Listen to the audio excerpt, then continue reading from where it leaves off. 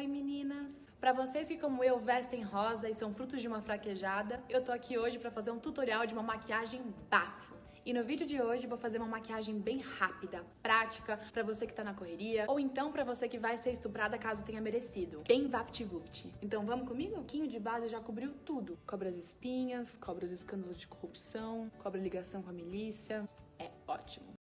Blogueirinha do fim do mundo, e no vídeo de hoje eu vou fazer um pronunciamento muito especial pra vocês. Eu vou compartilhar com vocês a minha mais nova parceria. Eu não vejo a hora de contaminar todos vocês. Eu apresento a vocês a gripezinha. Da provisória tirando o salário dos trabalhadores, aí depois eu volto atrás. É imprevisível o que fala? A gripezinha também.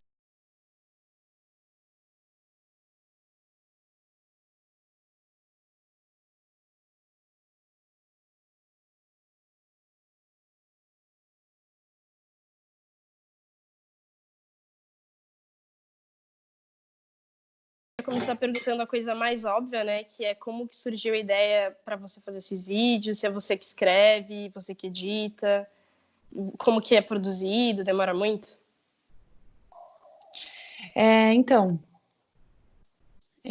Na verdade, ano passado, eu sou atriz também, né? No final do ano passado, eu fiz uma peça, um experimento cênico aqui em São Paulo mesmo, onde a gente se debruçava em cima do texto Fim de Partidas, do Samuel Beckett. Esse texto, resumindo bastante, é um texto que o Samuel Beckett escreveu depois da Segunda Guerra Mundial, e é um texto bastante pessimista e trata justamente de um fim de mundo, assim, porque é um contexto pós-apocalíptico, com a escassez de recursos, e são dois personagens vivendo dentro de uma casa sozinhos e repetindo ali um cotidiano entediante, enquanto o fim está à espreita e o fim é iminente, ele vai chegar logo. Nossa, então é exatamente o que está acontecendo agora. A minha ideia foi, na minha criação, foi a vontade de fazer uma ironia mesmo, assim, de um mundo do mundo tá acabando. Mas as blogueiras ainda existem, entendeu?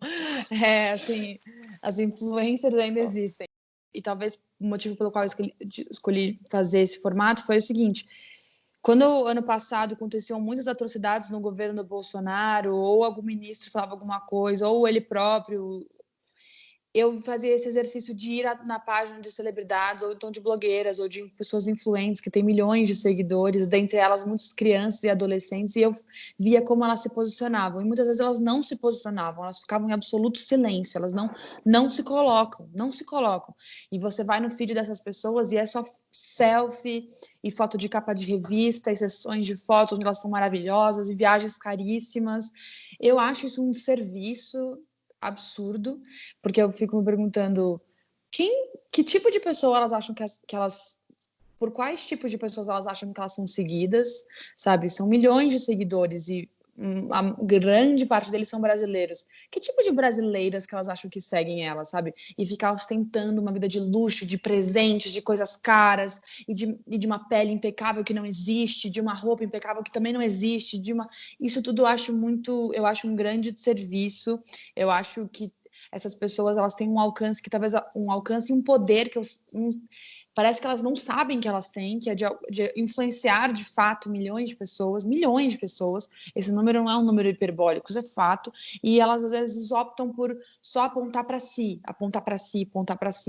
e transformar a vida delas numa capa de jornal, enquanto o resto do mundo não importa, entende? A blogueirinha do fim do mundo, ela é uma personagem que eu criei, que eu encontrei para canalizar a minha raiva. A blogueirinha do fim do mundo, ela é essencialmente uma pessoa equivocada. Ela é uma pessoa que, enquanto o mundo está acabando, ela está fazendo tutoriais de maquiagem para ficar linda e deixar seus espectadores lindos. É uma pessoa que é uma pessoa que tem o prazer de se alienar e ela goza com o caos. Uma ironia, ela é filha da ironia, a blogueirinha.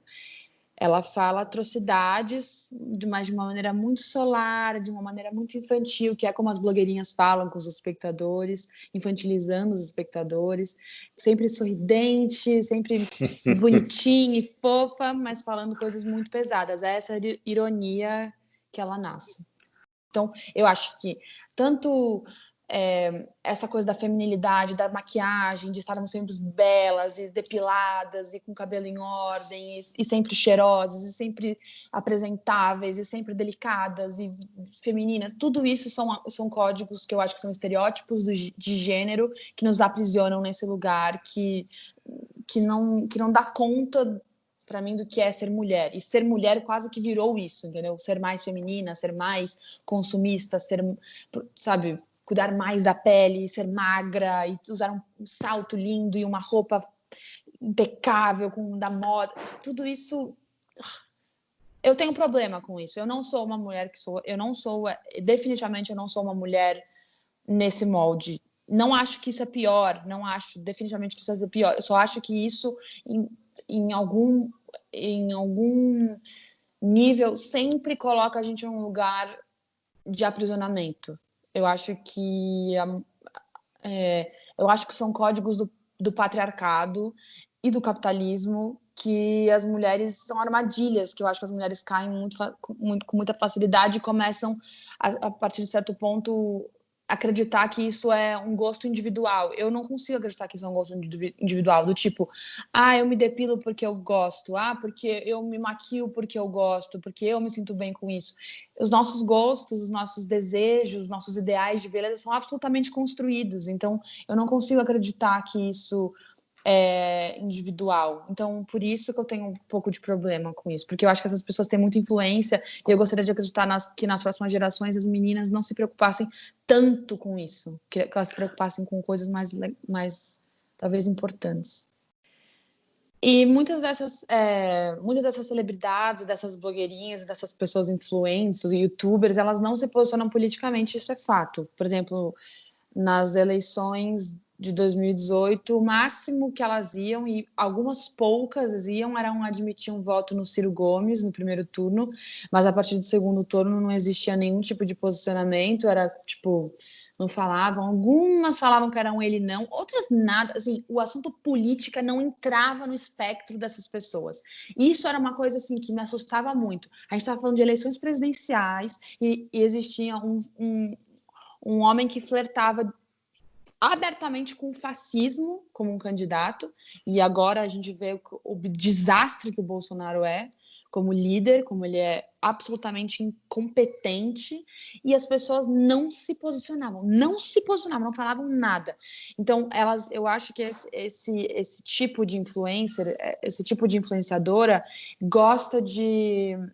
se posiciona com pautas que são fáceis. Então, elas vão falar, por exemplo, com certeza elas vão falar, porque o Brasil precisa de educação. Bom, é óbvio, quem que vai discordar de você, entende? Ou então, eu sou contra a corrupção. Bom, é óbvio, todo mundo é contra a corrupção. Ou então, pelo meio ambiente. Bom, ou o direito dos animais. São coisas que é muito difícil você encontrar alguém que é abertamente contra o direito dos animais. Mas pautas polêmicas não existem, elas nunca vão se posicionar em pautas polêmicas, seja pautas ditas identitárias, como racismo, ou até transfobia, tipo assim, para elas isso muitas vezes isso não é uma questão. Agora, pautas mais profundas, por exemplo, aborto, elas nunca vão falar, acredito que nunca vão falar sobre, e até sobre pautas políticas vindas da política institucional, como se posicionar politicamente por um partido ou por um político. E aí eu acho que entra, não sei se é um medo de perder patrocínio, um medo de perder seguidor, e eu não consigo entender esse medo, porque eu digo por mim, eu tinha 30, não que seguidor seja uma grande métrica de sucesso, mas eu tinha 39 mil seguidores e depois que eu comecei a me posicionar com a blogueirinha, agora eu tenho 227 mil seguidores, e isso só por causa da blogueirinha, só pelo meu posicionamento político. Claro que eu perdi muitos seguidores também, mas eu ganhei muitos e, tipo, eu sinto que isso vai me abrir portas e sinto que se eu perder, por exemplo, trabalho, porque não, o tal diretor não vai querer trabalhar com você porque você se posicionou dessa maneira, eu fico pensando, bom, ótimo. Eu que a essa altura do campeonato não vou querer trabalhar com um diretor que ainda defende o Bolsonaro, entendeu? Então, assim, eu também não sinto que eu tô perdendo alguma coisa com isso. Tá, e aí agora eu queria fazer uma sequência de perguntas que a ideia é para você, tipo, responder assim rápido, então o que vem na sua cabeça. Regina Duarte. O que você acha da Regina azar, Duarte? né? Tá, só Regina isso. Duarte é um azar que a gente deu. Pegaram a atriz mais equivocada. Damares. Um escárnio. Tá. E do Brasil, o que você acha do Brasil em geral? Eu Uma acho que coisa o Brasil difícil, é mas... muito melhor. Eu acho que o Brasil é muito melhor do que o Bolsonaro. Muito melhor. Eu acredito que a gente pode mais do que isso. Eu espero que o Brasil desperte depois dessa pandemia. Você tem um ministro favorito, assim, preferido dos ministros atuais? Atualmente, o que eu acho menos pior é o Mandetta. Apesar dele, muitas vezes, ele recua, daí ele volta atrás, ele vai, avança um pouco, daí ele se indispõe com o Bolsonaro, depois ele volta. Ele, para mim, me parece que é o mais técnico e o mais capaz de resolver o que a gente está resolvendo. É o Mandetta. Ele tá ali tá quase caindo, eu sinto, mas é o que eu mais gosto, assim. Uma crítica à esquerda. Eu acho que a esquerda é muito sisuda. Eu acho que esse é o motivo pelo qual também a blogueirinha foi um dos motivos pelos quais eu quis fazer a blogueirinha. Trazer humor para a esquerda. A esquerda, às vezes, é muito, muito séria e a gente briga muito entre a gente, porque somos, acredito, mais inteligentes, mas a gente briga muito entre si e eu acho que a gente sai perdendo. A gente precisa ver as coisas um pouco mais de leveza e humor, às vezes. Panelaço. Era contra, agora sou adepta. Mas em minha defesa, eu não bato panela, eu bato numa lata de película. Maia ou Mourão? Se tivesse que escolher. Maia. Mourão, não. Não. Mourão também é militar, isso me assusta. Maia também acho meio... Eu não posso falar a palavra que eu ia falar, mas é Maia. Tá. Isolamento social. Fundamental nesse momento. É a principal arma. É o principal poder contra a morte que a gente tem. Você tá em quarentena mesmo? Vários dias? Sim, também. desde o dia 14 de março. Você também? Eu tô desde o dia 17. Ainda tive a sorte de dar uma escapadinha no dia 17, mas é difícil, né? É necessário, mas é difícil. É difícil, mas a gente vai se acostumar. Isso também é um pouco assustador, a gente se acostumar com isso, né? Com isolamento. É assustador. Mas eu acho que a gente se acostuma a tudo na vida, assim. A pandemia, pra mim, é absoluta incerteza, assim, do que vai ser o dia de amanhã, do que vai ser o futuro, se a gente vai voltar a ser o que era antes.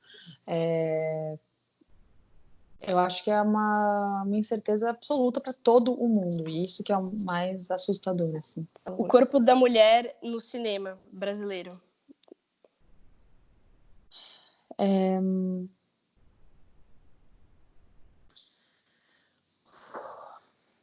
Eu acho que difícil isso, hein? Como é que você me fala? Ela pede para eu responder rápido uma pergunta.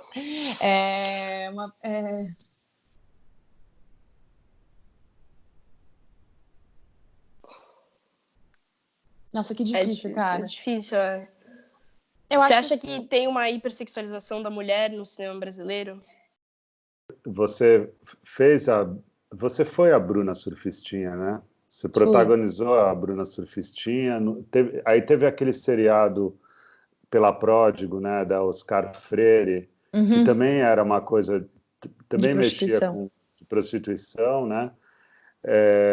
Como é que é para você a questão de como as mulheres aparecem na tela, né?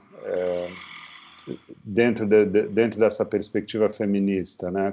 Como não dar continuidade para para isso que você estava dizendo, né? Assim, para essa construção cultural, né, que existe. Sim. Foi uma coisa que eu, inclusive, falei uma das últimas entrevistas coletivas que eu dei para a série da Bruna. Eu falei que eu gostaria de acreditar que um dia a gente vai viver num mundo. Isso não é tão. Parece muito tópico falando assim, a gente vai viver num mundo, mas assim, eu gostaria de acreditar que a gente um dia vai conseguir realizar uma série que fale sobre sexualidade feminina sem precisar falar sobre prostituição. Porque porque a sexualidade feminina ainda é um tabu, o prazer feminino ainda é um tabu, então a gente precisa falar sobre prostituição para falar sobre sexualidade feminina.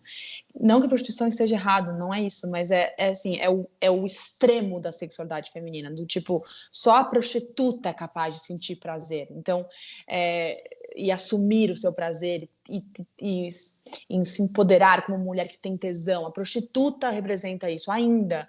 Se você tiver uma protagonista de outras séries, assim, essas mulheres quase não têm vida sexual.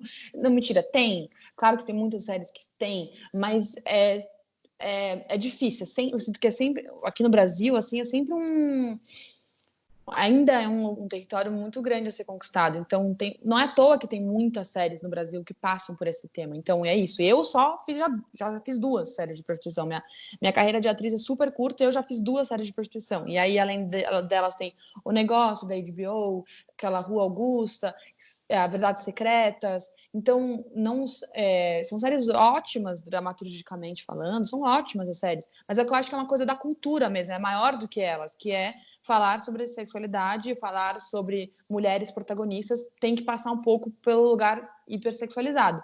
Mas eu não acho que necessariamente... por exemplo, falo pela série da Bruna. A série não passava só por isso. O grande desafio da série era humanizar a Bruna, não tratá-la só como uma prostituta. Teatro do absurdo. É Beckett que eu fiz, justamente. É o que a gente está vivendo agora. Tá. E o que você acha da arte nesse momento que a gente está passando agora? A arte é fundamental. Em quarentena tá todo mundo assistindo mais filmes, séries, lendo mais livros, ouvindo mais músicas. A arte é o que a gente é o nosso respirador, é o nosso pulmão fora do corpo, é o que dá sentido para nossa vida. Quando a gente não tem outros subterfúgios, a arte é o que dá sentido. A influência do humor na cultura. Não necessariamente nesse período que a gente está em distanciamento social, mas no período desse governo, desses últimos anos no Brasil. Eu tenho um amigo diretor que fala que o humor ele é um combustível, a raiva é o combustível do humor. E eu acho isso muito maravilhoso, porque na blogueirinha para mim também é isso. Eu faço as coisas que eu tenho muita raiva com a blogueirinha. Então o humor para mim é importante para extravasar a raiva. O humor, e a gente está num momento de sentir muita raiva, e o humor para mim é uma ótima saída para descarregar essa raiva.